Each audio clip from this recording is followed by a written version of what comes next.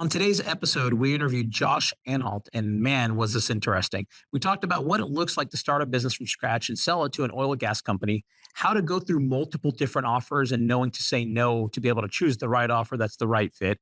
Talked about basically what it looks like to do business in Canada and kind of some of the changes there and how to structure those deals.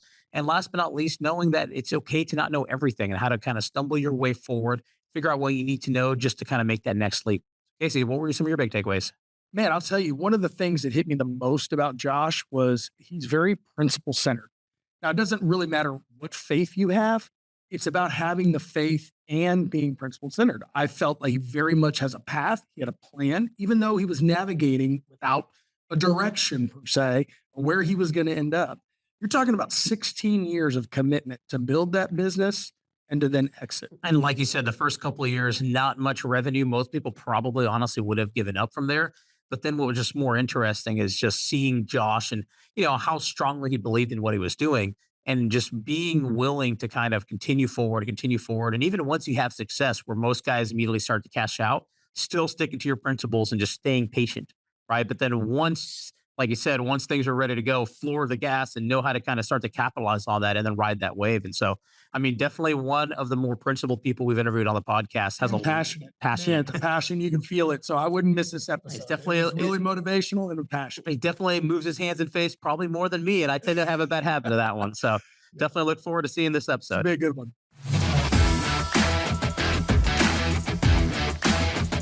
All right, on today's episode of M&A Launchpad, we have Josh Anhalt. In 2007, Josh Anhalt founded GreenPath Energy, a company specializing in detecting and quantifying fugitive emissions for the oil and gas industry. As the president of GreenPath Energy, Josh's mandate was to expand the company's services throughout Western Canada and to continually innovate new solutions and technologies aimed at eliminating methane emission sources. Definitely a podcast I'm looking forward to, a little bit of a different industry than we've done historically, so looking forward to it. So, Josh, thanks for having the show. Yeah. Gentlemen, thanks for having me. I appreciate it. Awesome. So enjoy having you on. And so I guess with that said, you want to go ahead and just tell us a little bit for those listeners, right? What is fugitive methane emissions? I mean, I definitely like the spin of that, but you want to share what that is and how you got into that? Yeah, you bet. First and foremost, a fugitive emission is an unwanted source of gas emitting from a piece of equipment. It is not designed to emit to atmosphere. And so oil and gas industry I serve, love, and have been working in the last 18 years. We make oil, we make gas, and we move it along. And sometimes a flange springs a leak, a compressor seal burps a little gas. And given the size of the industry, these little things can add up to big amounts over time. So, the company founded in 2007 began as myself scratching an itch. And the first itch was, I said to myself, the world favors the corporation. Laws, society, rules, regulations. So become a corporation. So basically I incorporated myself, which was GreenPath Energy. And so we pulled some money together based on the fact that I found this camera online manufactured by a company called Flourished that could see methane, ethane, propane, butane. And this was before greenhouse gas regulations. This is before anything. And this is when, in Alberta, natural gas was trending towards $12 an MMBTU. So I'm like, that's good money. And so if we can help find that gas, put that back in the pipe, that's a good dollar amount because you're paying that gas to lift it out. And so my background as a journeyman instrumentation technologist, I was building these facilities, shutdown, turnarounds, bending tube, pulling wrenches, maintenance repairs. So I knew where the leaks were. I could smell them. I could hear them. I could feel them. I was fixing them. I was driving out to well sites at 2:00 in the morning to get things up and running again. So when I saw this camera that could visualize gas, I'm like, that would have just made my job so much easier. And that was scratching my next itch. Can I do my job easier? And then the next thing is I said yes. I said, I'm going to do this. And I had just gotten married, called my boss, got some money together. A month later, I had a business, and the rest is history. All right. So there's a lot to unpack there. So I definitely want to kind of, because people always want to understand the start, right? The hardest part is the start. And so it sounded like you were just an employee at a company helping build these facilities, right? And that was the initial kind of where you were. And you came across a tool that could help you do that job better, right? But instead of just bringing that in and starting to, hey, let's build it out as a process within the company, you kind of had the vision of, no, this is bigger than that, right? And decided to go out there and start your own. Is that high level kind of the breakdown? Yeah, because I wanted to do something for myself. And so when I looked at the industry that I was serving in E&I construction, so electrical and instrumentation, construction turnaround, there's a few big players. And the margins in that game is not in the hourly charge out rate. It's in how much cable, tray, the margins in the product you buy. So you need to float, 10, 20, $30 million for a project. And then you get grinded down on truck rates and labor rates. And I'm like, I can't play that game unless I became one of those bigger players. But within the niche of oil and gas and having this very specialized tool, I knew I could set myself apart and I could leverage my existing process, oil and gas process background to accelerate the why. Why is this valuable to the people that I've been working with at that time for the last 8 years? No, and knowing the oil and gas space myself, being here in Houston and been in that industry, there's just a tremendous amount of money in that space, right? So if you can solve a problem in the energy space like that, what people don't really realize is that you're solving such a big problem in that space. It's not like a company's going to nickel and dime you. You can get a contract, you can make some things happen because you're solving a big problem for them. Those leaks, those gas problems, those are things they have to solve. But I think the other beautiful thing about what Josh did is, a lot of oil and gas projects in our minds are always high CapEx projects, right? There's a lot of money needed to go start. If you talk about someone starting an oil and gas company, you think, okay, there's a lot of money involved to get this going. But it sounded like it wasn't about Josh innovating something that didn't exist. It's actually finding a real problem to solve, finding tools that are already out there. And the value is in combining those two and targeting the right industry, right, Josh? Yeah, exactly. And getting something that in my belief had a low barrier of entrance based on my skill set, but that had a high barrier of entrance for potentially other competitors as well. And then defining a really unique niche where, steel sharpens steel on a specific problem.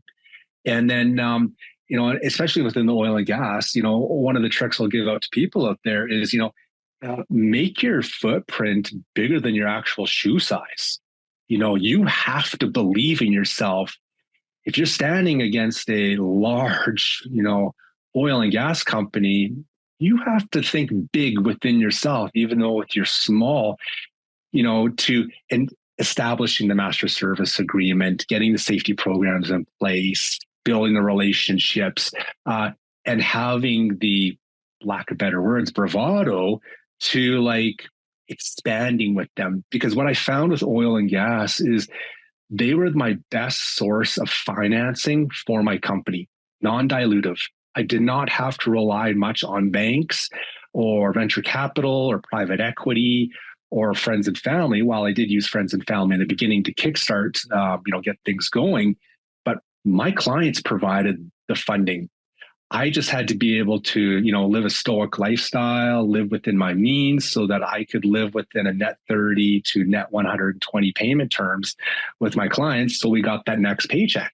Yeah, absolutely. And then pulling it up, building it up. Net 120 is always a killer in that space. I know what you're talking about. Yeah, but no, the beautiful thing though for people, right, is that you have to be uncomfortable, right? With any business, if you're uncomfortable, then you're growing. If you're comfortable, you're really not growing. And so, with every kind of phase of as we've grown our businesses, there's always that level of comfort where talking to someone maybe a little bit bigger, more refined, they know more, they have a better team, whatever it is, but just having the guts to just get out there and kind of continue moving forward. And so really quick, so you mentioned 100%. Obviously you raised money to start, right? How much did you need to kind of get going right up front? What was that number? Because most people, again, they don't know how to raise money. They're scared to ask friends. How did those conversations go for you?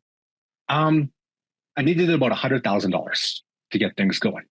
But what I did to de-risk it, so I'm one of these guys that when I get something in my head, I then spend 90% of my time researching on the internet and then 10% execution. So when I looked at this, I needed more than 100,000. But what I found in Canada is that the Canadian government offers small businesses, loan backed guarantees to the banks that in the event that I was to default, they would provide the insurance of covering the loaned money.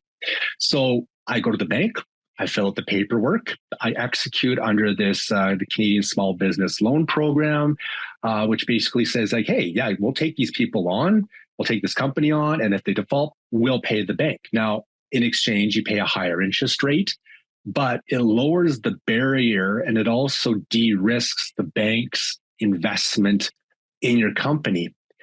And then for me, and words of advice I got from mentors is like, make the bank your best friend. Keep them posted on everything that you're going to do from the day on there. Let them know the good, the bad, and the ugly so that nothing's a surprise. So that was a big thing, is getting that money and then leveraging that, the backed money.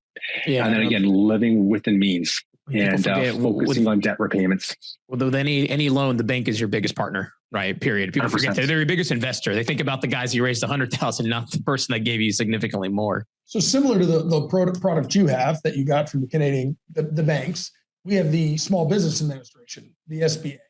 So it's probably a very similar like program, just maybe has obviously different things it offers, but it's probably a similar type product. Did you have a personal guarantee? Because the SBA side, you do have that personal guarantee typically. I had a personal guarantee myself. So you're still committed to kind of follow it through. All right. Mm-hmm. So your mortgage is on the line. Yeah. Yes. Absolutely. And so then continuing down, so you got this vision, you figured out how to make it work. You got the company started. Ultimately, how'd you start growing it? And, where'd you take it to? So started by, I firmly believe in it's who you know, not necessarily what you know, but if you know, and then you call the people who you know, you can kickstart. So what I did is I went back out, and our first big client in Canada was EOG Resources when they had a big presence up here. And so I went and knocked on the superintendent foreman's door in just outside of Medicine Hat. And I said, hey, I got this tool. I've been doing work for you. Just let me go on a couple of sites. Let me try a few things. And so we gave them a week's worth of our service for free. And you know what? People are weary with free. But in the beginning, they were all right with that. And so I came back and I found some real operational issues. Like, hey, like that leak should be fixed. That should not be doing that. And then I was able to describe why, because I'd already been doing the maintenance work. I'd already been describing. And so took the results in the foreman's office. And I'm like, so what do you want to do next? And he's like, all of it. Go. Do. And you were solo at the time? It was just you. Yes, I had a business partner at this time. So yeah, 2 guys in a pickup truck. Got it. We're running around Southern Alberta. I don't know. So that contract, EOG is a big company, right? They're big. So what does a contract look like that? I mean, is that something that you were doing, that once you did that contract, you signed that MSA, did you have to go out and get all this general liability and all these things? Or was it like, hey, you knew somebody and you were able to go to work and charge for your services? Stumble your way forward. So in the beginning, I didn't even know what a master service agreement was, to begin with.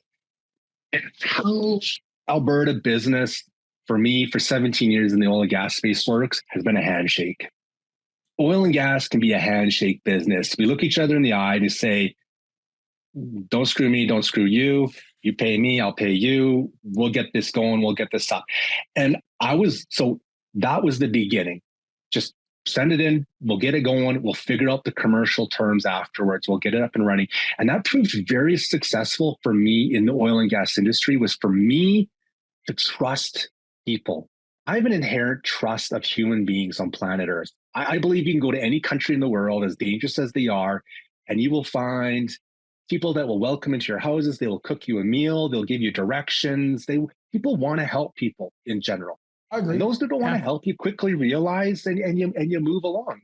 And so people want to see people succeed. And so it's these handshake deals that you get up and running that allow you to commercially produce an outcome that then justifies their reasoning for going to procurement, going to legal, getting up and running. But that requires trust. And You know, one of my later business partners, he had a saying, um, with trust, you make small deposits, and you can only afford a few large withdrawals out of that account. It's a And great so you statement. start you start making those trust deposits. You show up on time, you deliver, you follow the rules, you do your proper communication, and that builds up trust. And the more trust you get, the bigger it gets, and the bigger it gets, the more trust you get. And then sooner you go down the line, you're not doing RFPs. They just call you and say, "I got this work. Go Yeah. do. I got a problem. Go do." And that's just running a So, good company. so question, how did you reason about how did you end up pricing yourself that first one, right? Ultimately, there's a very quantifiable value that you're bringing, right? You're saving them X amount of gas on leaks, and this is what it costs to produce. So how did you go about charging them, right? And did that business model evolve over time? Of course, yeah. No, I kind of price things out based on the value of the equipment that we bought. So in the beginning, a camera was about 130,000 plus some other stuff. And so I said, what else is 130,000? What else is this price? And I went, that big excavator, that big truck, that other piece of capital equipment is that big, is that size. What does that company need to charge that piece of equipment out along with an operator at an hourly rate that is, one, competitive, but it is also financially responsible for the company? So I kind of looked at like that side, and I said, and then I kind of knew oil and gas rates, and oil and gas rates can be pretty good at times, so you kind of, I worked within those realms. And then I threw it at a wall. And so in the Yeah. beginning, these were $5,000 days based on, a 12-hour day. The rates were good. And but because we also juxtaposed it against the value of the gas that we were finding. So how I priced it was just kind of based on what are the comps within the heavy industrial industries, and then what is the value coming back, and then also is just going, I'm not going to dwell on this. I call it the wins factor. I want someone to go, okay, then I know I'm in that right spot, that now the pressure's on me to deliver value that then they're willing to pay for. But if they're like, oh, damn, I'm going to sign this now, I'm going to get in while this is hot, and like, then I've priced myself too low. So I want to feel a little like, okay, I get it, but The now wins deliver. factor. I like it. That's you're trademarking that one. I like it. Yep. No, and I got another quote, not to go backwards too much, but you mentioned, it's about who you know and what you know, but there's the phrase that I heard that really resonated, but it's actually about who knows you, right? So it's not about what you know or who you know, but who knows you as well. And so all those go together. And so I guess, so you figured out your business model, you started really getting uncomfortable positioning that pricing and figuring out where that sweet spot is. What point did you start scaling out, and what did that journey look like? It took a while, 17 years in the business. The first 5 years, really slow, like first year, negative $100. Next year, maybe we made a couple thousand. By kind of year 5, we were doing all right, kind of a net $100,000, at the end of the year, kind of things going in. Now, one of my mentors, gave me a term, market pull and market push. And you can only, the best opportunity you can get is when there's market pull, when the market actually wants it and needs it and they pull on it. Whereas like a market push is like trying to push on a wet noodle or a wet rope. It doesn't have tension.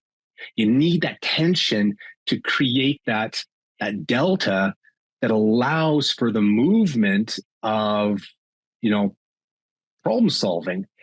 And so we had to pivot in terms of the problems that I was solving with the equipment that I had. So in the early days, it was not about regulation, greenhouse gas, social sustainability, decarbonization, cross-border tax adjustments. It was about your refrigerant system at this oil and gas facility is losing $5,000 a week in propane. My camera can find exactly where you're losing that propane. Fair value. I'll show you where that is. You have a value coverage. I can smell a sour leak 2 kilometers down the road.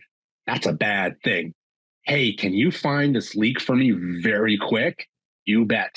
So I took my and I pushed it in the areas where there was value, and I could extract value out of the service. Now, later on into the journey of GreenPath, certain things with the Alberta Energy Regulator and Environment Canada, regulations started appearing that says, like, Directive 60, subsection 8.7, all producers must have a program to track and manage fugitive emissions as per the CAT best management practices. Go to the CAT best management practices. They're like, hey, there's this OGI camera. I have that OGI camera. Okay, let's go. Now I'm going to be working with a regulatory framework. And then it's going, hey, they have this unique opportunity in British Columbia. Greenhouse gases are reporting emissions are resolving, or Pemex is looking for training in Mexico and how to find leaks better. So you just start micro pivoting to where the problem is. No different than a general contractor. He goes, I'll build you a shower. You want a deck? I got a hammer. I got a saw. What do you want built? And basically that was it. And then listening to what they wanted, and then delivering on that. And then there's 2 clients that I served, even though it was a single client. It's the field, and then there's corporate. So downtown, they have a whole different set of problems. They have different budgets, they have different mandates. And then there's the guys in the field that have production bonuses, efficiency bonuses. They got to keep things moving along. And so then I targeted what we did for who I was talking to make it palatable, because the guy out in the field does not care about climate change or greenhouse gas emissions. He wants to move another 1,000 BOE. Like, let's go. Yes. Like, that's my job. So I'm going to focus what we're going to do on him and narrate a different story but authentically, and be able to talk the talk with them. So company starts 2007, 2013-ish, right? You're starting to really get a little bit of traction. You're making some profit.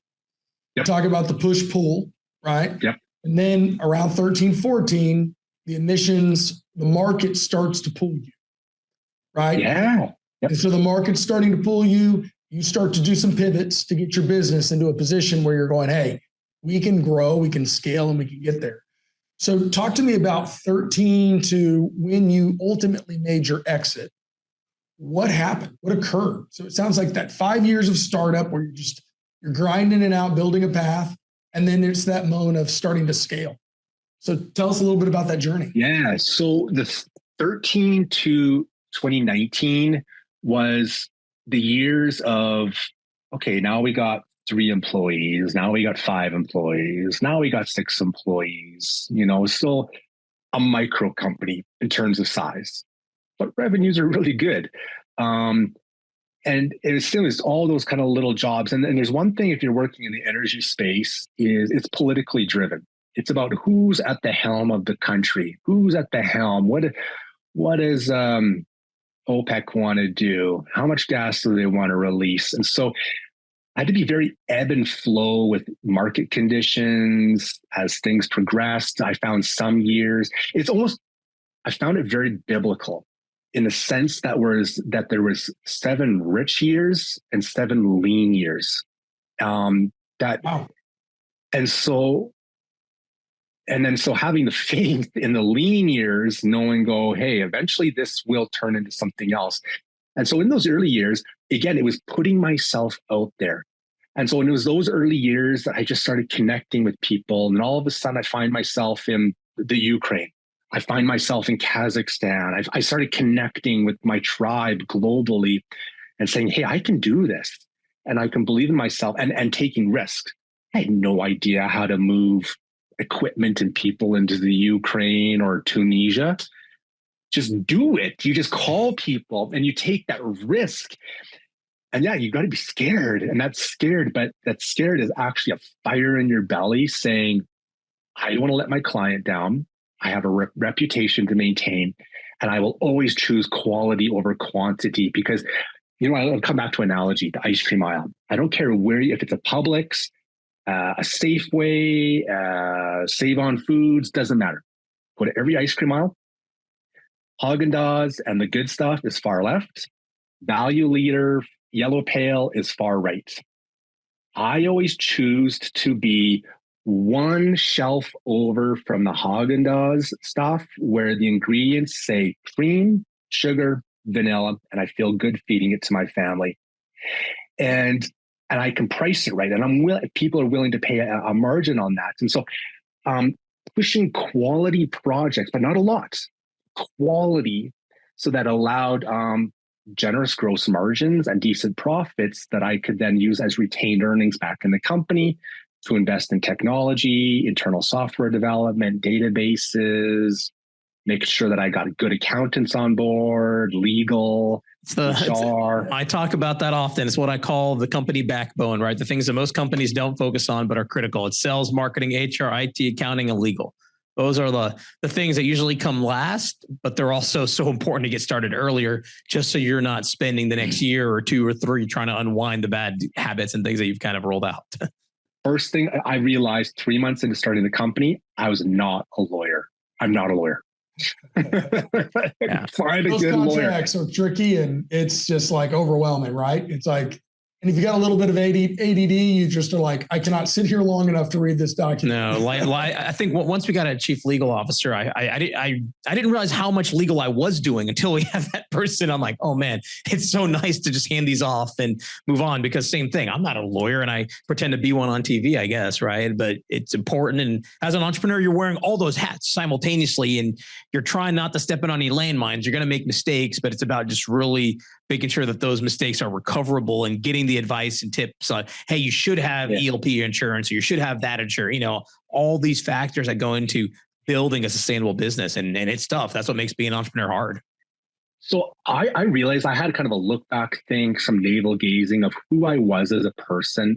And like when I told my accountant startup, I said, risk is a circle. And I want to be center or just off center. I don't want to be on the edge at any times, because I want to be able to put my head on my pillow at night and sleep good, that I will pass any tax audit. I will pass anything that comes my way, because that's sanity at the end of the day. But when I look back at the early contracts, master service, I took on a lot of risk. Yeah. Because even for those companies, I wasn't even aware of it. The big companies letting you as a person. No, go ahead. Sorry. But yeah, because who I was as a person, where I run a very ethical company. I de-risk, if there's a jar of Skittles and one Skittle is poisonous, well, that whole jar of Skittles is going out. I'm getting a fresh batch of Skittles, so I know I can eat it with confidence. So as a human, I did things that didn't put us in a position where the risks that we took on would come to bite us in the ass. So me inherently, as my human nature, it kept us out. And so, as a faith-based background, and, my faith-based morals and my ethics, and leaning on compassion and being ethical, and rendering to Caesar, which is Caesar's, I made sure that we were in the good at all times. And that allows you to take on risk, and then it doesn't feel heavy, because I know my conscience was cleared at all times. Yeah, and I told with any business about taking on manageable risk, right? It's not about going all in and basically this one thing the company is going to implode or not.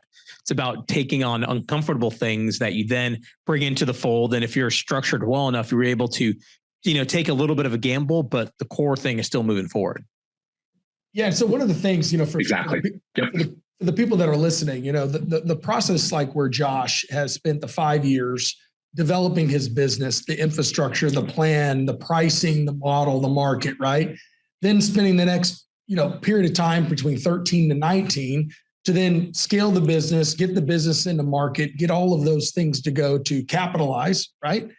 Then on the other side, there are people in the buy side, where when we talk about it like Equity Launchpad, right, is looking for those type businesses that have got that 10 years of track record in history, that generate the business, and that someone's looking to make an exit, right? Because there are a lot of people out there, Josh, that don't have that ability to bootstrap like you did and to put in that hard work, that I'm not saying it's not hard work on the other side, but I'm saying that startup part. It's a different kind of work, right? I mean, the starting going from 0 to 1 is different than 1 to 2, two different skill sets. And some people like going to 0 to 1 and some people like going 1 to 2. And sometimes it's nice to buy something where someone's already ground out the basics and you step into those shoes and then take it forward. So it sounds like in 2019, you had that opportunity where somebody saw the fruits of your labor and they said, hey, we like what you're doing. So why don't we talk a little bit about what you had to go through and what was that moment when you did find out that someone wanted to buy you? So 2019 was, so I'll preface, I say, this is when the stars aligned in terms of global policies, energy, methane, climate change, everything. I had built a high horsepower machine that I had yet tromped on the accelerator. But I was ready to do the quarter mile in 9 seconds. Like I was ready to go. Wow. And so when I turned on, hot damn, I'm pushing on the accelerator. I'm going down because I know I got the backbone. Hey, hire, do. I scaled in terms of 3. One person, I scaled to 3. When I had 3 people, I was already scaling for 9. When I was at 9 people, I was scaling the company for 27. So I'm always thinking about scaling ahead and then having an abundance mindset. And then so at that time, I started pushing revenues. Okay, so now we're breaking the million. At that time we would have been breaking 2 million, and the next year it's 4 million, the next year 6 million, and then it's 6.5, and then it's 8.5, and then it's like, but then with good gross margins between 35 to 45% gross margins, and very generous profits at the end of the year. And then myself, who lived a very stoic lifestyle, and I only had a minority shareholder within the company, but so we agreed, we're going to put this money back into the company because we believe we have built a machine that I can put $1 in and $1.35 comes out the other side. Like, let's keep that going. And so we got that machine up and running. And sometimes it's like, in the beginning, it's like you're just keeping that embers in your pocket alive as you navigate these mountains and valleys. And all of a sudden, this area of land opens up and you go, I got it. Blow it. And then you start putting the timber and the lumber on. And all of a sudden, the fire burns, but you got to keep that ember alive till that point. And so then once that's up and burning, 2019 to 2023 were the growth years. That's the hockey stick. I had the accelerator down. We were able to take that on. I made sure that we were a relatively debt-free company, other than some lines of credit on some equipment we purchased, but I didn't have venture capitalists or private equity breathing down my neck on how fast we could exit out of this. It was myself that I had to deliver to. And so then that's when I started going, okay, I'm not going to say it's easy to get into a company. Even if you acquire a company, it's not easy to get into. Or if you go from that 0 to 1, it's not easy. But it's easy to get in, but it's hard to get out. And my advice to anyone listening here, when you start your company and you get the accountant, you get the lawyer, start thinking about your exit. Plan your exit. Jason Bourne the room. Okay, I got 5 doors. There's 6 villains. I got 4 passports. How am I going to Jason Bourne my way out of this situation unscathed? How can I maximize, an exit as a business owner? And then, but for the acquiring company, how do I maximize the value for them so that it is financially responsible for both sides? And so I started looking up, there's, the one commodity in life that is most precious is time. And so I have a life triangle that I run, and that is self, which includes working out, social, snowboarding in Japan, whatever, family, and business. And so for the first 17 years of the company, I focused on work and family, and I sacrificed a lot of self. A lot of friends were out traveling the world, doing things, younger years, but I'd already started with my family young. I started my company young. And so then I looked at time as a commodity and I said, the only way I can access self is if I'll never give up family. That's forever. I have to be able to subtract from the work side to put onto my self side. And the only way for me to make that happen was to say, well, who can take this on that already has an accounting department, who is willing to scale HR, who can already tack things on.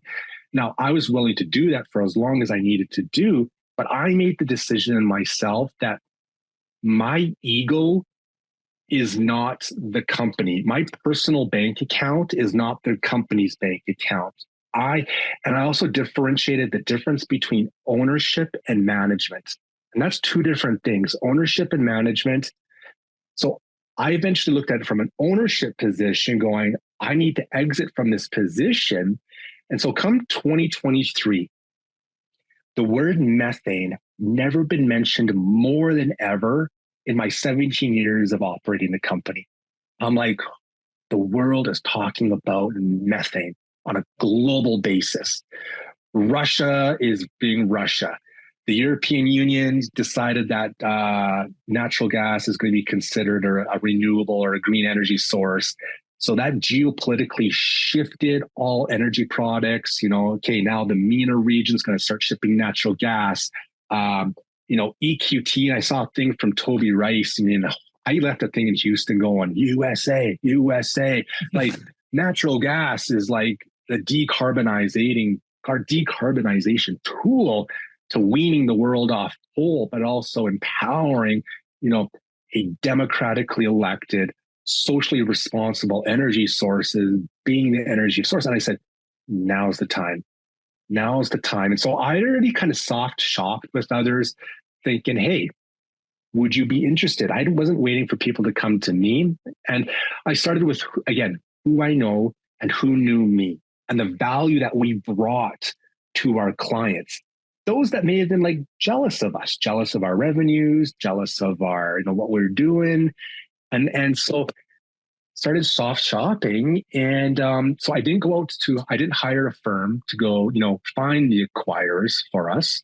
I did dabble with the company and funny enough, the logos that they came back with to say, hey, here's your potential suitors were exactly the people that I already knew.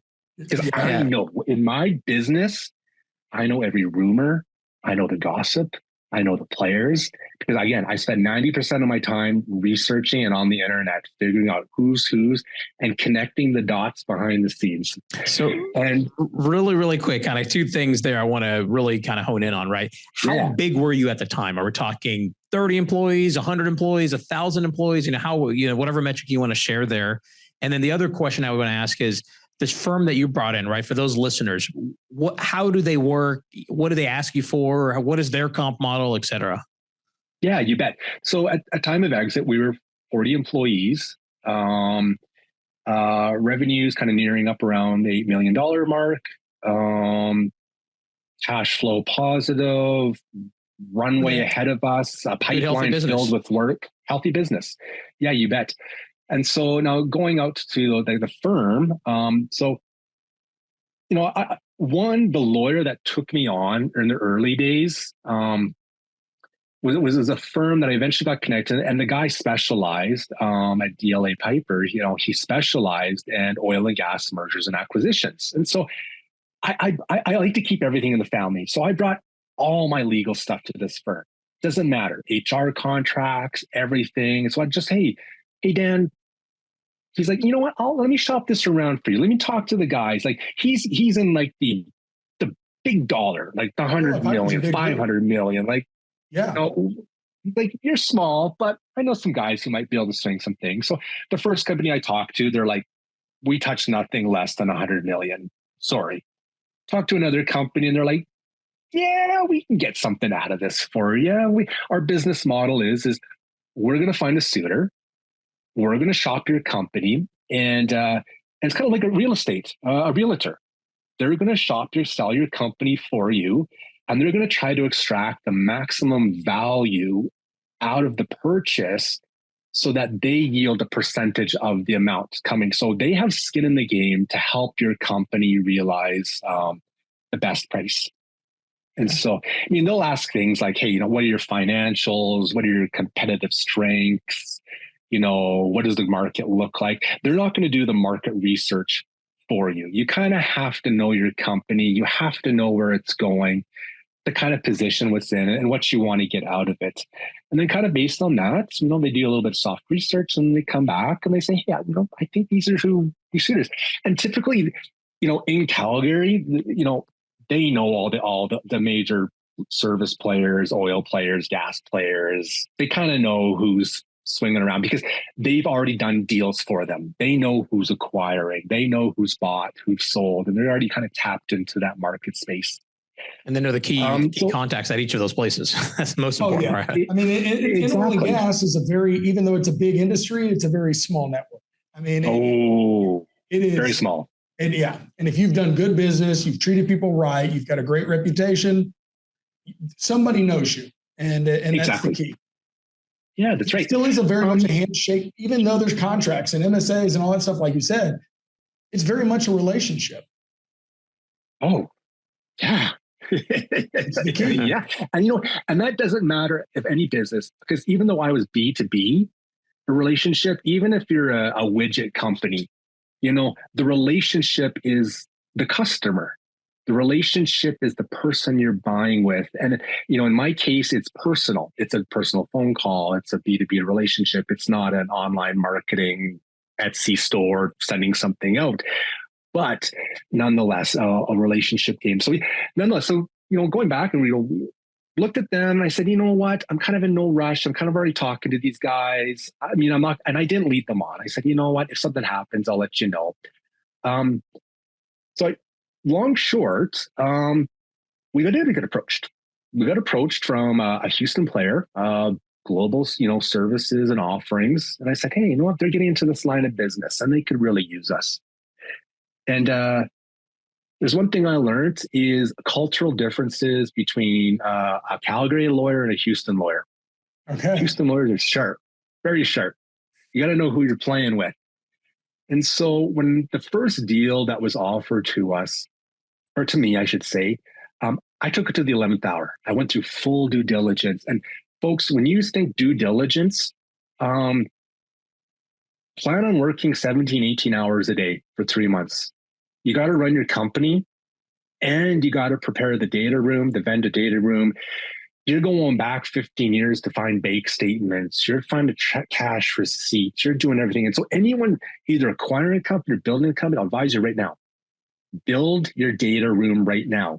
A single place for all your HR contracts, bank statements, any contracts you've signed, anything consistent, any liabilities you're taking on, insurance products, policies. Start curating it now. Scan it, put it to PDF, and put it in there, because I'll tell you what, when it comes to sell, you're going to be grateful. No different than selling your house. You want to paint the fence. You want to make the grass green. You want to make it presentable. So when the suitors come in, they go, you know what? This place smells good. It's tight. It's clean. I like it. But if they walk in and you're like, oh, damn, this place is a mess. Like, you're already on the back foot. And the buyer has the advantage at the end of the day. That data room is critical. I'm telling you, when we did Energy Funders, we literally launched in our second year. I don't know who I read, but I read just an exit book, right? Like you said at the beginning, having that end in mind, be always thinking about the exit. And then it talked about building your data room. So we took a Dropbox file, we labeled it like a normal data room. And as we went on throughout the years and months and everything, we just saved things to those files. And so it was huge when we had a chance to get through our merger. I mean, everything was there. And the buyer feels a lot more comfortable with you because they make you go, wow, you really are running a business. So you can bring them value too, right? We can learn from how you're doing this thing and make our processes better because of that. So huge advice. Yep, exactly. And so got the vendor data room set up, got going, just burning the midnight oil. Due diligence. And so like the size of my company, like plan on spending, a small company, plan on spending about $100,000 of external services, give or take. Yep. Accounting, lawyers, all that. It's going to cost you. Even if the deal doesn't go through, it's still going to cost you 100 grand. So get to the end of it. I take it to the 11th hour. That Friday, I was to sign. I woke up and I said, I can't do this. I can't do this. Because there was three tenets that I stood on of why it made a good deal. One, I had to be good for business. None of this like, maybe we'll synergistically unlock or we'll sprinkle some pixie dust on this and, you know, your services will help sell a different line of product that's not even relevant to the thing that you're doing. And we're trying. So A, it had to be good for business, good for the market, good for our customers, good for business. Second, my employees. My employees were the backbone of the company. They're the ones that made things happen. We worked hard together. I'm not a leader who, I push the ball with them uphill. And we've been pushing the ball for a long time. And I'll tell you, in 17 years, I never lost a single person. The only time I lost a person is because either they had to move back to Ontario or they wanted to do a complete career change. So that's the type of company I ran. So it had to be good for them. And then thirdly, it had to be good for me as the owner. The first two are the most important. Third will then be me. Got to the end. I'm like, it's bad for the company. It's bad for the employees. It's bad for me. It was a bad deal. And even my accountant was like, Josh. And so actually he was part of the Value Builder platform series. And so he helped me structure things. I had a family trust in place, holding company, intercompany dividends, like, you know, working within, you know, the laws of tax and positioning myself and retained earnings and due to shareholder amounts and all that. Basically said, Josh, they're going to strip this company dry. They're going to take your own cash. You got $1.5 million in cash in your bank account, and they're going to use that cash to go back and to buy your deal. That actually is that after your net working capital, that's your cash. So he's like, you would be better off just folding the company, taking your book of business, walking over your competitor, selling it 50 cents on the dollar, liquidating some equipment and walking away. You'll get more value out of it with none of the stress. Oh, wow. And I was like, okay, that's depressing. So it's I wrote good to a have check that person there to tell you that. You know, that's a good Yes. advisor, right? Not someone to just go, oh, great job, Josh. Go ahead. I told you how it felt. And that's what you got to have. Yeah. And you have to listen to your people that are around you. And so when I even went through my accountant, he said, why do you want to do this? You have a machine that generates money. You put $1 in, $1.35 comes out. So I described the triangle to him. And he said, you know what, Josh, that makes sense. So there's some checks and balances along the way. And you got to listen to your checks and balances. And I looked at that offer. I'm like, that's a lot of money. That's still really good. But the way it was structured, and then even like the little things, employment contracts, you know, they're like, you're going to have to move to Houston. And I talked to my wife and I'm like, no offense, guys, in Houston. Not like, she's like, we're going to have to move to Houston. She's like, well, we're getting divorced. So I went back. I'm like, I can't move to Houston. I got to stay in Calgary. And they're like, well, they reworded it. It said, you can live where you're at, but you may have to move to Houston. Okay, well, little things like that just sort of like, they were taking advantage of me. And I knew that at the end, but I had to come to terms with that. And so I said no to that. On the 11th hour, the day we were to sign, I sent them a text. I said, it's Friday, just call me Tuesday. Don't call me. And sure enough, they called me right away. But I think it was good for them too, at the end of the day. The second deal comes along. Great company, good opportunity, good for business, good for me, but lousy for the employees. Basically, they were going to keep the company structured as its own legal entity. Myself, I would become an employee of the acquiring company, and then I would manage the company outside independently. But the company I'd go to work for had an ESOP, so an employee share ownership program, great perks, great compensation. And I'm like, I'm getting all these benefits, but none of the people that I'm working with are. And in addition, they weren't really good at buying companies. And they were a little bit cheap. And I'm like, and I believe in myself. I believe in my company. And so again, good for me, good for the business, but it's bad for the employees. And so, can't do that. I just can't do this one. And again, I didn't get down that far. We didn't go to the due diligence phase and whatnot. It's not you, it's me. See la vie. We'll still do business together. Third one comes along, and I get invited to this bougie dinner in Calgary. And it's this private equity firm coming in, and they got a name for themselves. And I respect them. I learned a lot from these guys. Houston, Calgary based. These guys invented private equity for oil and gas. Like, it goes back. And I'm like, I'm enticed. They're building a global platform. They have companies globally. They have the contracts. They have the network families that own the other companies. Like, you're in the club. Let's get going. However, there's a few things that came along the way. Again, a little bit cheap. They didn't really want to respect some due to shareholder amounts. We had different definitions of networking capital adjustments of, how much cash need to be left behind to keep this company running. There's one thing that was said to me that kind of rubbed me in, and guys, if you're listening to this, I know you've said this, but I still love you. But I came off a snowboarding trip with my business partner, and we literally, I do a heli trip every year, 2 years in not Kootenays, world class, like Selkirks to Purcells, they're fired. So I come off, get off the heli, I hop into my truck, fire it up, tether my phone, get on a call with them. And the first thing they said to me is they're like, we're really disappointed that you did that.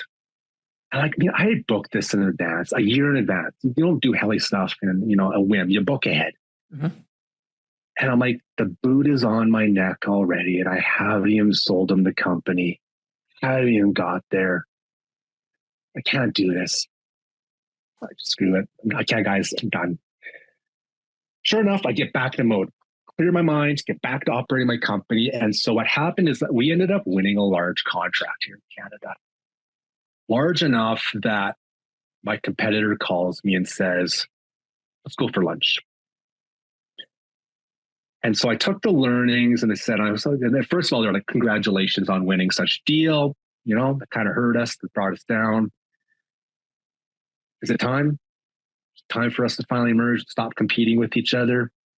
I said, well, I took the learnings of all three and I said, if you can respect my due to shareholder amount, if we can agree on a networking capital adjustment that is normal, if we can do this, and we can get a decent size of an EBITDA range between 5 to 8, I'm in.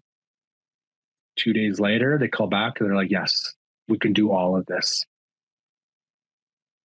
Twice had already polished the vendor data room, had already gone through the legal learnings. I got my MBA. It cost me $250,000.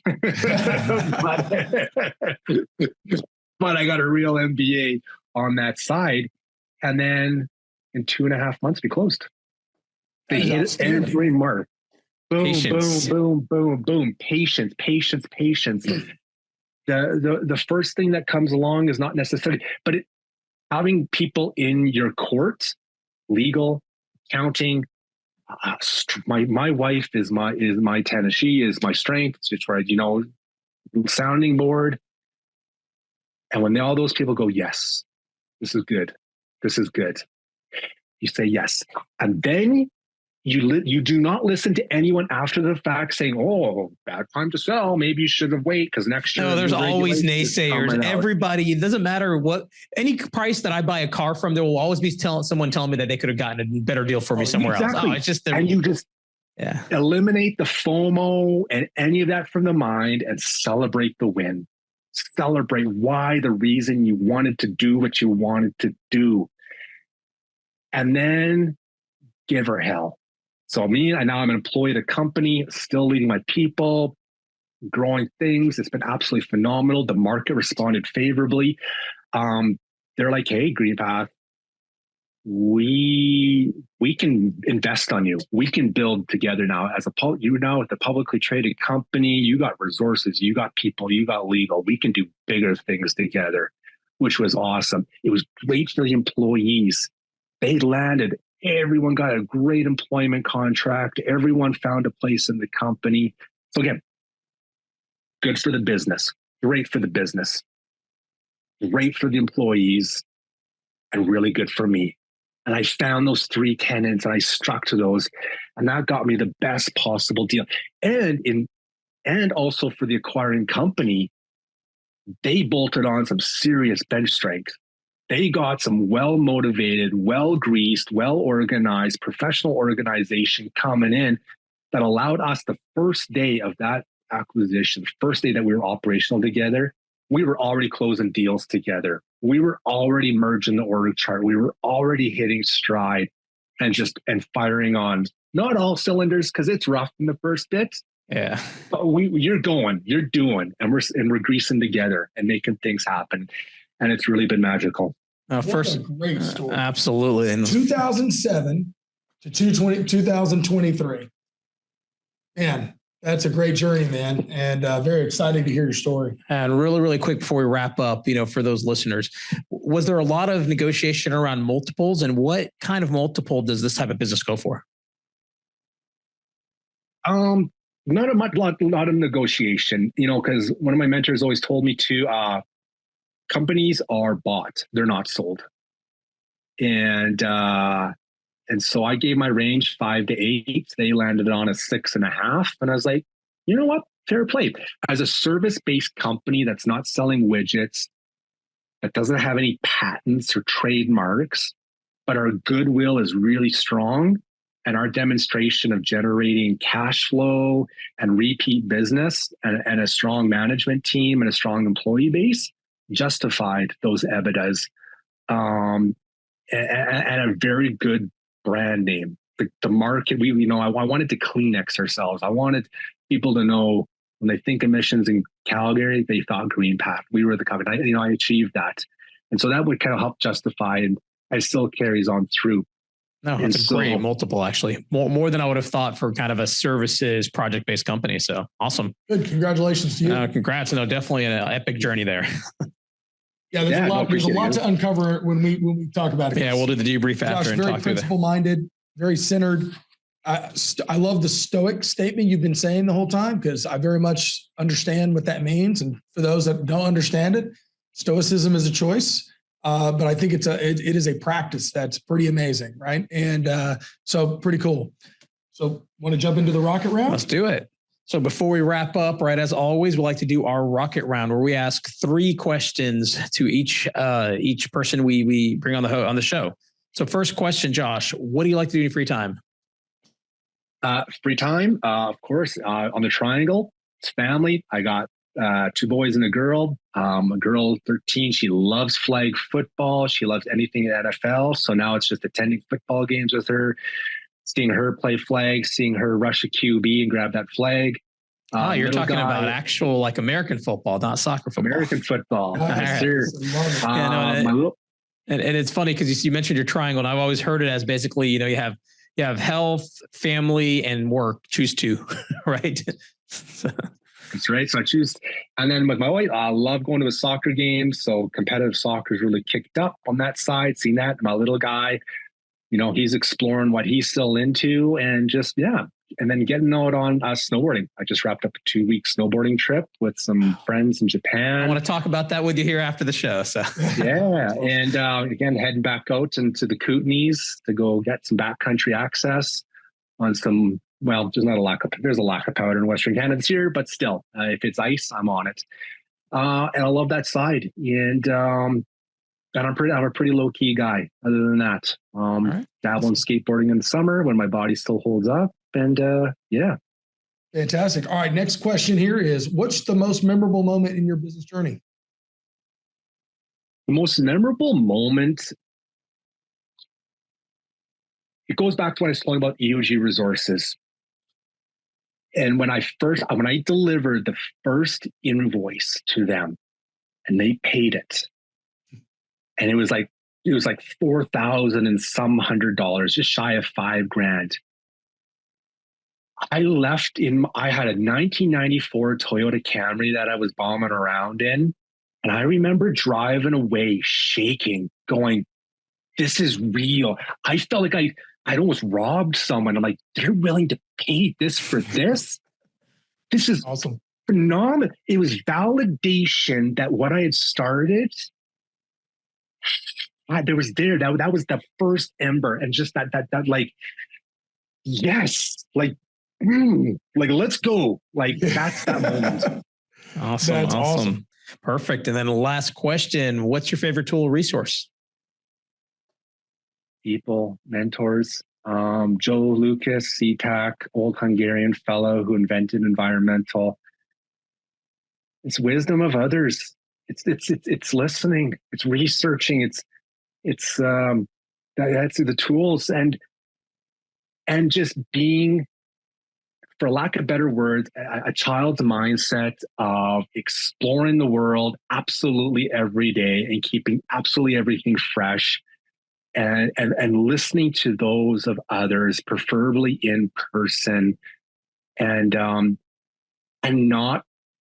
being vulnerable to them, really expressing what's going on, so that they can really give true, sage advice back. And it's not so much, when I look at things, it's also, I'll dabble off a few.